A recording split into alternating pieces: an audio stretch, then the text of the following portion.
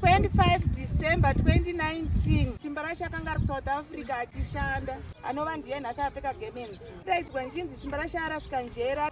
Takaenda kogore ra 2020 takasvika Simba Rashe akasungwa newa svikira takazonge takunzi hativadi maforeigners muno ngavadzokere kunyika kwavo nekuti tichazopedzera tapfuura nepfuti zoonawo vavakidzani vamwe vamainini vangu vakazowana vavakidzani vamwe vamainini vangu vakazotitora vakatiendesa kuchechi yainzi True Vine ndovakazotora vakatiendesa kuchechi yainzi True Vine vanhu vakadaro vanorwara nenjere kwachengeta vanhu vanorwara nenjere. takagara ipapo kwemwedzi wese takagara ipapo kwemwedzi wose aizwa cheni dzemaoko aizwa cheni dzemaoko nemumakumbo kusvikira takachengetwa ipapo kusvikira takazokumbirirwa mari muchechi Mei musi wa3 Mei saka muna Mei musi wa3 Mei ndopandakasvika pano ndopandakasvika pano tichingosvika pano vakataura kuti vanorwara vachirasika njere vakataura kuti vanorwara vachirasika njere kana kuti anonzwa achida kutaura nevanhu kana kuti anoona vanhu vasikuziva kuti kana anonzwa achitaura nevanhu kana anoona vanhu vasingazive yafamba chitamburani. Saka Simba Rashe akabva asimuka nesakabva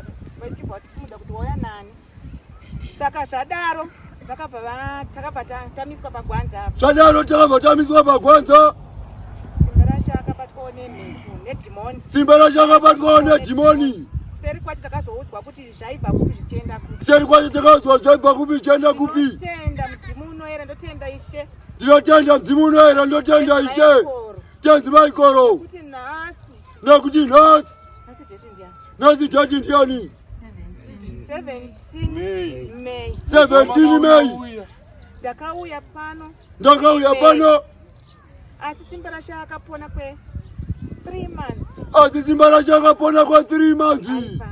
Ari pano. Dai nhasi ndisina Simba Rashe. Aisungwa newaya. Aisungwa newaya. Vanhu aimhanyira muroad aienda kuti. Aimhanyira muroad.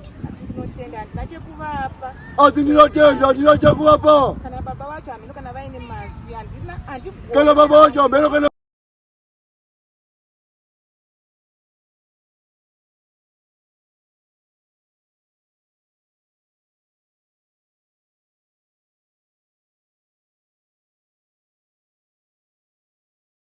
Rufaro mamuri. Amen. Rufaro mamuri. Amen.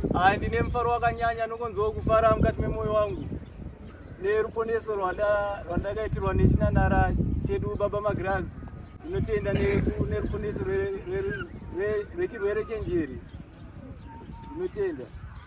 Ko baba wacho tinoti Rufaro mamuri. Amen. Rufaro mamuri. Amen. Ya ndinonzwa kufara nekuona Simba ari zvari nhasi. Ndinotenda chiremba Maikoro Baba Magrazi nekuporesa kwakaita mwana wangu Simba Rashe. Ndinotenda zvikuru. Haleluya. Amen.